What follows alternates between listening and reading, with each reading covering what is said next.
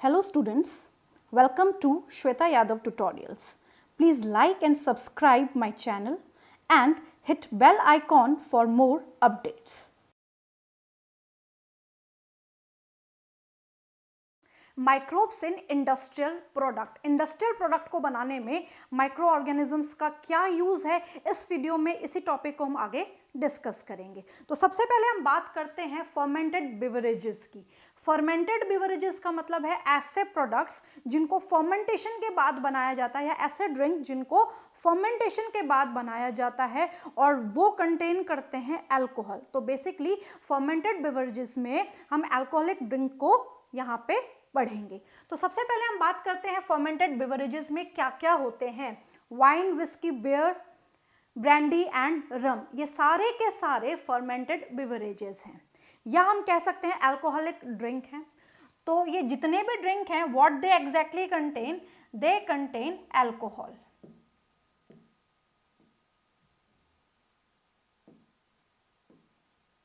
They contain alcohol, or we can say that ethanol.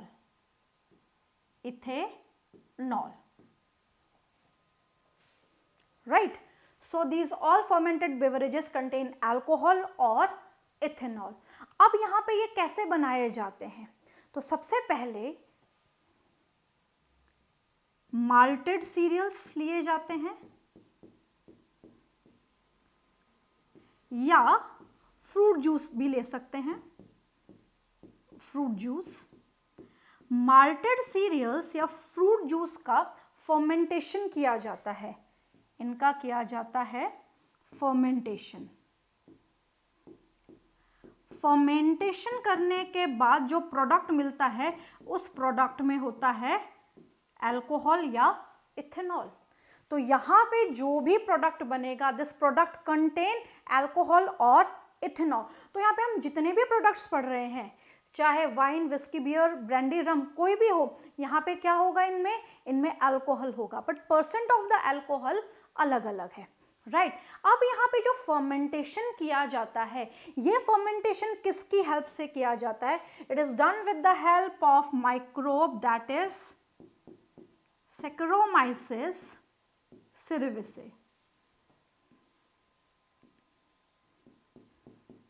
It is done with the help of Saccharomyces cerevisiae. तो यहाँ पे अगर हम देखें, ये जो पर्टिकुलर ऑर्गेनिज्म है, माइक्रो ऑर्गेनिज्म है, this is east and this east is responsible for the fermentation. ये फर्मेंटेशन कर रहा है और क्या बना रहा है? अल्कोहलिक बेवरेजेस बना रहा है। तो इसीलिए इसको बोला जाता है brewer's yeast. It is known as brewer's yeast. Brewer's yeast का मतलब क्या है कि ये अल्कोहलिक बेवरेजेस या बेवरेजेस बनाने के काम में आता है। इसकी एक यूटिलिटी हम और भी पढ़ चुके हैं, और इसकी यूटिलिटी में हमने क्या पढ़ा है कि ये बेकिंग के काम में भी आता है। तो Saccharomyces cerevisiae को बेकर्स और ब्रूअर्स ईस्ट बोला जाता है। राइट? तो यहाँ पे क्या लिया जाता है? फर्मेंटेड सीरियल, मेल्टेड सीरियल्स या फ्रूट जूसेस लिए जाते हैं और उनका फर्मेंटेशन किया जाता है और उनसे बनाए जाते हैं alcoholic products. Now types of raw material and type of processing, ये क्या है? जब भी कोई अल्कोहलिक प्रोडक्ट बनाना होता है तो उसके बनाने के लिए या फर्मेंटेशन अगर किया जाता है तो वो किस किस पे डिपेंड करता है? तो यहाँ पे हेडिंग क्या है? अल्कोहलिक ड्रिंक फॉर्मेशन और फर्मेंटेशन डिपेंड्स ऑन। अल्कोहल का बनना किस पे निर्धारित है या किस पे डिपेंड करता है? अल्कोहल का बनना डिपेंड करता है रॉ मटेरियल क्या है, सीरियल्स यूज किए गए हैं, मेल्टेड सीरियल्स यूज किए गए हैं, या कोई फ्रूट का यूज किया गया, फ्रूट जूस का यूज किया गया है। राइट? और टाइप ऑफ प्रोसेसिंग कैसी है? टाइप ऑफ प्रोसेसिंग का मतलब है यहां पे डिस्टिलेशन हुआ है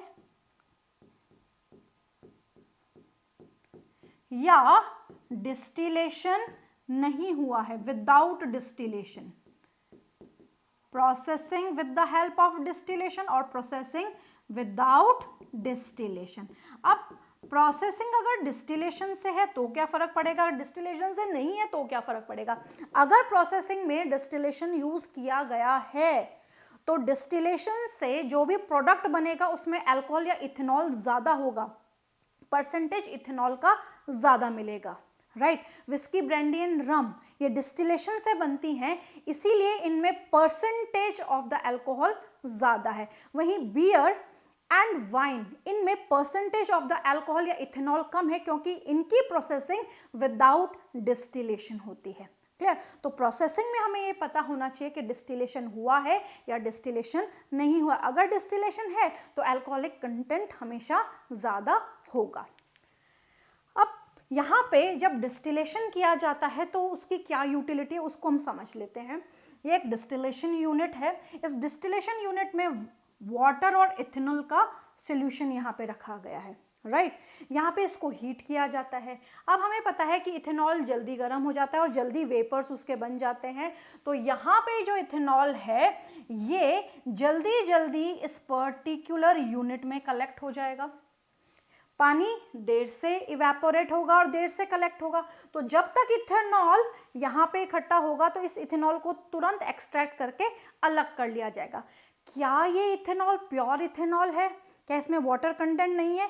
इसमें मॉइस्चर होगा, इसमें वाटर कंटेंट होगा, उसको भी मैनेज किया जाता है। तो हमें ये ध्यान रखना है कि वाटर और इथेनॉल को अलग करने के लिए डिस्टिलेशन किया जाता है और इथेनॉल पानी से पहले सेपरेट हो जाता है, राइट।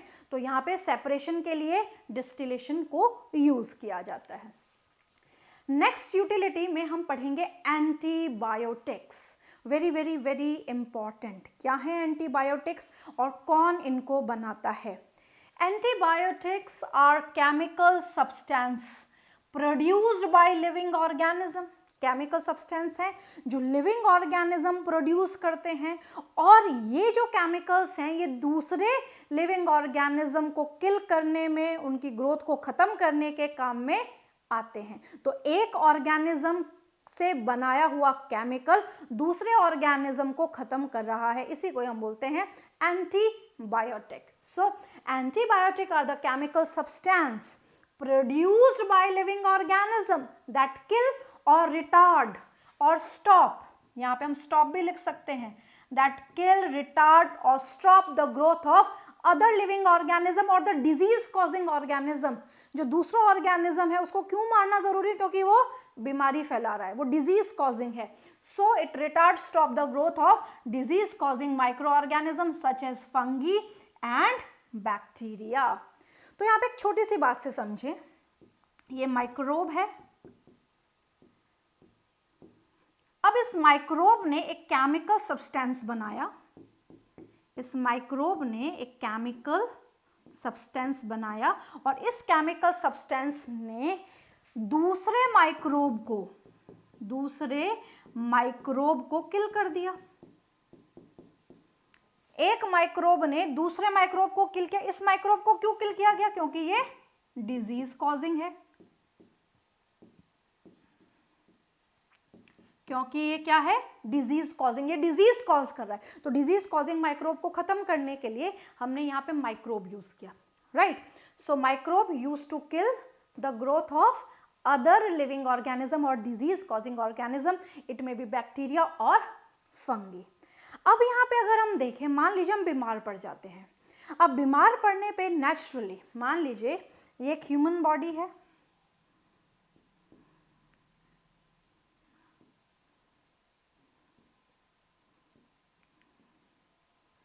राइट। अब यहाँ पे अगर हम देखें तो यहाँ मान लीजिए कोई माइक्रोब हमारी बॉडी में एंटर करता है। मान लीजिए ये कोई माइक्रोब है, ये हमारी बॉडी में एंटर कर गया और इस माइक्रोब की वजह से हम बीमार पड़ गए। अब इस माइक्रोब को खत्म करने के लिए हम क्या लेंगे? हम नेचुरली एंटीबायोटिक खाएंगे। यहाँ पे हम क्या कंज्यूम करेंगे इसको खत्म करने के लिए? इसको खत्म करने के लिए हम एंटीबायोटिक कंज्यूम करेंगे। अब यहाँ पे ये एंटीबायोटिक इस माइक्रोब को तो खत्म कर रहा है, इस डिजीज कॉज माइक्रो ऑर्गेनिज्म को तो ये खत्म कर रहा है, बट ये ह्यूमन के लिए अच्छा है, यानी कि हमारे लिए बेनिफिशियल है, हमारे वेलफेयर के लिए काम कर रहा है, हमारे जीवन को बचा रहा है, हमारा लाइफ सेव कर रहा है। तो अगर हम एंटीबायोटिक को देखें तो इट इज अगेंस्ट माइक्रोब। अगर इस वर्ड को हम स्प्लिट करें, एंटी का मतलब होता है अगेंस्ट, और बायोटिक का मतलब होता है लाइफ फॉर्म, किसी लाइफ फॉर्म के अगेंस्ट। तो यहाँ पे एंटीबायोटिक किसी लिविंग ऑर्गेनिज्म के अगेंस्ट काम कर रहा है, बट ये इस पर्टिकुलर ह्यूमन के लिए अच्छा है, इस ह्यूमन की जिंदगी बचा रहा है, इसकी लाइफ को सेव कर रहा है। तो ये यहाँ पे एंटीबायोटिक कहलाता है प्रो लाइफ। क्या कहलाता है ये? Pro life. प्रो लाइफ का मतलब है कि हमारे लिए इसको प्रो लाइफ बोला जाता है, बट इस माइक्रोब को जिसको ये किल कर रहा है उसके लिए बोला जाएगा एंटीबायोटिक, एंटी अगेंस्ट काम कर रहा है। क्लियर? ये बात बहुत इंपॉर्टेंट है, याद रखनी कि हमारे लिए प्रो लाइफ है और माइक्रोब के लिए, जो डिजीज कॉजिंग माइक्रोब है, उसके लिए अगेंस्ट काम कर रहा है। एंटीबायोटिक की डिस्कवरी 20th सेंचुरी की एक बहुत ही इंपॉर्टेंट डिस्कवरी में से मानी जाती है। अब इसकी डिस्कवरी का क्रेडिट किसको दिया गया ये भी हमें समझना जरूरी है। So discovery of antibiotics, antibiotic की डिस्कवरी 1928 में अलेक्जेंडर फ्लेमिंग के थ्रू की गई। It is discovered by Alexander Fleming and the first antibiotic that was discovered by penicillin. तो पेनिसिलिन पहली एंटीबायोटिक थी। क्वेश्चन आ जाता है किसने डिस्कवर की, कौन सी ईयर में की? It is discovered by Fleming in the year 1928। अब यहाँ पे ये जो डिस्कवरी है ये ऐसे नहीं है कि बहुत ही एक स्पेसिफिकली की गई हो, it is a by chance discovery. Why it is by chance discovery? Alexander Fleming काम कर रहे थे बैक्टीरियम पे। अलेक्जेंडर फ्लेमिंग काम किस पे कर रहे थे? बैक्टीरियम पे। कौन से बैक्टीरियम पे काम किया जा रहा था? बैक्टीरियम था स्टेफाइलोकोकस। स्टेफाइलोकोकस बैक्टीरियम पे ये काम कर रहे थे। स्टेफाइलोकोकस बैक्टीरियम पे काम कर रहे थे। पेट्री डिश में इन बैक्टीरियल कॉलोनीज को ग्रो कराया गया था। अब यहाँ पे पेट्री डिश को ग्रो कराने के बाद एज इट इज छोड़ा गया बिना वॉश की, या हो सकता है कि कुछ ऐसी पेट्री डिश रह गई हो जो वॉश नहीं हुई हो, राइट। अब यहाँ पे क्या हुआ कि जो पेट्री डिश वॉश नहीं हुई, अनवॉश जो पेट्री डिश थी, वो काफी दिन रखी रही। जब वो काफी दिन रखी रही तो उनमें ये देखा गया कि उसमें फंगस ग्रो हो रही है। क्या ग्रो हो रही है? Fungus grow. जैसे ही फंगस उस पर ग्रो होने लगी तो ऐसा देखा गया कि ये जो बैक्टीरियल कॉलोनी थी ये धीरे धीरे खत्म हो रही थी। यानी कि एक माइक्रो ऑर्गेनिज्म ने दूसरे माइक्रो ऑर्गेनिज्म की ग्रोथ को स्टॉप कर दिया, रिटार्ड कर दिया, उसको किल कर दिया, राइट। तो यहां पे हम देख सकते हैं कि ये जो फंगी है, इस फंगी ने इन बैक्टीरियल कॉलोनीज को धीरे धीरे खत्म कर दिया। अब ये जो फंगी थी, इस फंगी का नाम है पेनिसिलिन नोटेटम।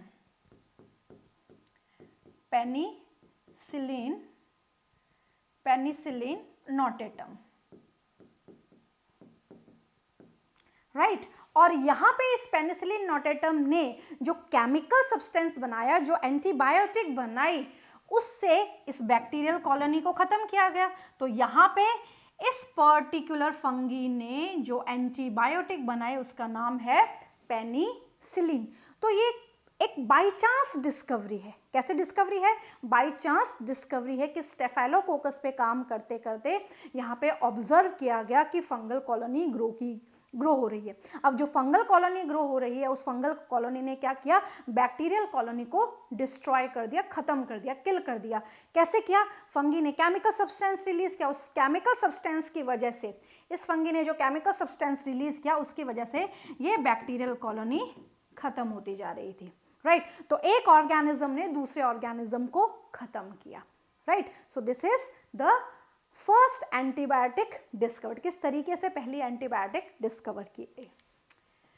नाउ यहाँ पे एक और इम्पॉर्टेंट बात है, जब हम एंटीबायोटिक की डिस्कवरी की बात करते हैं तो यहाँ पे डिस्कवरी ऑफ एंटीबायोटिक में आता है full potential of penicillin as an effective antibiotic are established much later by Ernst Chain and Howard Florey। जो पोटेंशियल डिस्कवरी थी वो किसके द्वारा की गई? Ernst chain and Howard फ्लोरे। जो एंटीबायोटिक का यूज किया गया वो कब किया गया? The antibiotics are extensively use to treat American soldiers wounded in world war 2। जब वर्ल्ड वॉर 2 हुआ तो उसमें जो सोल्जर्स वुंडेड थे, जो घायल हुए थे, उनको ट्रीट करने के लिए एंटीबायोटिक्स यूज की गई। इसी कारण Fleming, Arnstein and Howard Florek को नोबेल प्राइज दिया गया in the year 1945। Very important, Fleming, Ernst and Florey, इनको क्या दिया गया? 1945 में नोबेल प्राइज दिया गया। इसीलिए जो एंटीबायोटिक की डिस्कवरी है वो अपने आप में बहुत ही इंपॉर्टेंट है। माइक्रोब्स इन इंडस्ट्रियल प्रोडक्ट में सेकंड है ऑर्गेनिक एसिड। डिफरेंट टाइप के ऑर्गेनिक एसिड को ऑब्टेन किया जाता है डिफरेंट टाइप के माइक्रोब्स से। तो ये बहुत इंपॉर्टेंट है, बिल्कुल परफेक्टली ये याद रहना चाहिए कि कौन से पर्टिकुलर ऑर्गेनिक एसिड को किस माइक्रोब से ऑब्टेन किया जाता है। Very important, right. तो सबसे पहले बात करेंगे ऑर्गेनिक एसिड में citric acid. Citric acid is obtained from Aspergillus Niger. It is obtained from Aspergillus niger. It is fungus. Citric acid is obtained from fungus, and what is the name of the fungus?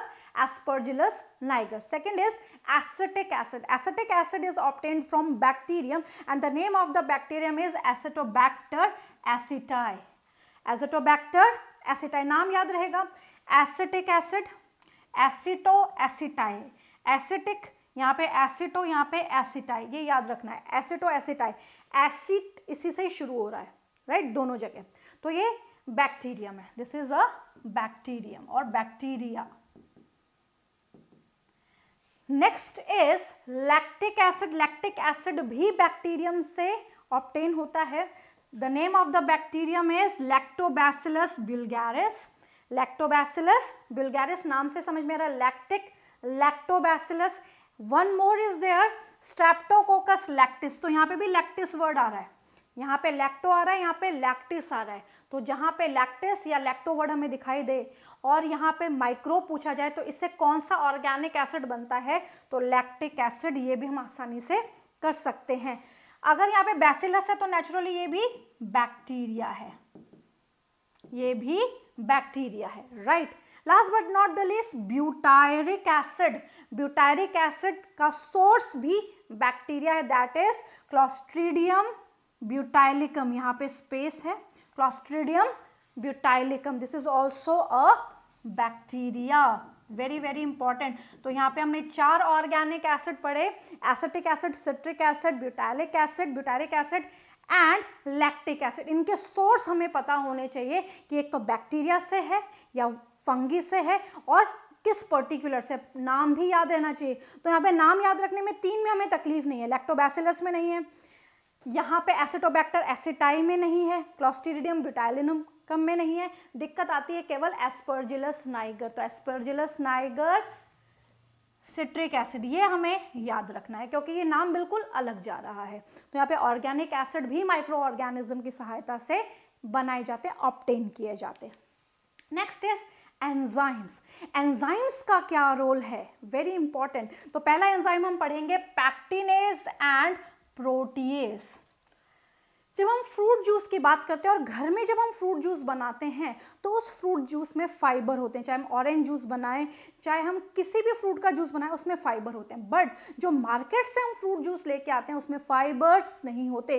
तो इनमें fibres को dissolve करने का काम कौन करते हैं, pectinase and protease. सो इनका काम है dissolve fibres, dissolve fibres. Fibres को डिसॉल्व करते हैं फ्रूट जूस में से, फ्रूट जूस में से फाइबर्स को डिसॉल्व करने का काम करते हैं। The next is lipase. Lipase क्या करते हैं, जो तेल के स्टेन होते हैं उनको हटाने में मदद करते हैं। ये लॉन्ड्री पर्पस में ज्यादा यूज किए जाते हैं, जो भी तेल के दाग या धब्बे होते हैं उनको हटाने के काम में लिया जाता है lipase, right. Next is streptokinase, tissue plasminogen activator, जिसको TPA भी बोला जाता है। ये बनता है बैक्टीरियम से, that is Streptococcus bacterium, Streptococcus bacteria से बनता है। अब इसका काम क्या है, ये ब्लड में या ब्लड वेसल में जो बनने वाला क्लॉट है उसको डिसॉल्व करता है। मान लीजिए ये हमारी ब्लड वेसल है, यहाँ पे हमारा ब्लड फ्लो हो रहा है और यहाँ पे ये आरबीसीज हैं। अब यहाँ पे कोलेस्ट्रॉल के डिपोजिशन के कारण यहाँ पे क्या होता है, जो ब्लड फ्लो होता है उसमें हिंड्रेंस होती है और हिंड्रेंस की वजह से यहाँ पे मान लीजिए क्लॉट बन जाता है। ये क्लॉट बन गया, तो क्लॉट बनने की वजह से यहाँ पे क्या होगा, यहाँ पे क्लॉट बनने की वजह से जितना ब्लड हमारे हार्ट को चाहिए, जितना ब्लड रिलेटेड ऑक्सीजन हमारे हार्ट को चाहिए उतना नहीं मिल पाएगा, तो हार्ट अटैक होगा, जिसको हम कहते हैं मायोकार्डियल इन्फेक्शन। तो यहाँ पे इंजेक्शन लगाया जाता है, स्ट्रेप्टोकाइनेज का इंजेक्शन लगाया जाता है और इस क्लॉट को डिसॉल्व किया जाता है। क्या किया जाता है, इस क्लॉट को डिसॉल्व किया जाता है। कई बार क्वेश्चन आ जाता है क्लॉट को डिसॉल्व करने के लिए कौन सा इंजेक्शन लगाया जाता है, तो स्ट्रेप्टोकाइनेज इंजेक्शन लगाया जाता है, जिसको हम कहते हैं टिश्यू प्लाज्मिनोजन एक्टिवेटर। क्या करता है, ये क्लॉट को डिसॉल्व करने का काम करता है। तो यहाँ पे इंडस्ट्रियल प्रोडक्ट में एंजाइम्स वेरी इंपॉर्टेंट। एंजाइम में हमने पढ़ा pectinase, protease, lipase and streptokinase, ये 3 एंजाइम्स बहुत इंपॉर्टेंट है। नेक्स्ट हम पढ़ेंगे bio activator molecule. Bio activator molecule में cyclosporin A very important. Cyclosporin A obtained from trichoderma polysporum, important, trichoderma polysporum से ऑब्टेन किया जाता है। Trichoderma polysporum is a fungi, अब यहाँ पे इसका काम क्या है, very very important, it is इम्यूनोसप्रेस agent. क्या है, कैसा काम करता है ये, इम्यूनो सप्रेसिव एजेंट की तरह काम करता है। जब ऑर्गन ट्रांसप्लांटेशन होता है तो ऑर्गन ट्रांसप्लांटेशन में जो रिसीव करता है, डोनर का कुछ नहीं किया जाता है, जो रिसीव करता है उस रेसिपिएंट के इम्यून सिस्टम को सप्रेस किया जाता है साइक्लोस्पोरिन ए देके, जिससे उसका इम्यून सिस्टम वीक हो जाए और जो भी ऑर्गन उसमें ट्रांसप्लांट हुआ है उसको बॉडी एक्सेप्ट कर ले। तो it is a immunosuppressant agent. What is cyclosporin A, किससे ऑब्टेन किया जाता है, ट्राइकोडर्मा पॉलीस्पोरम।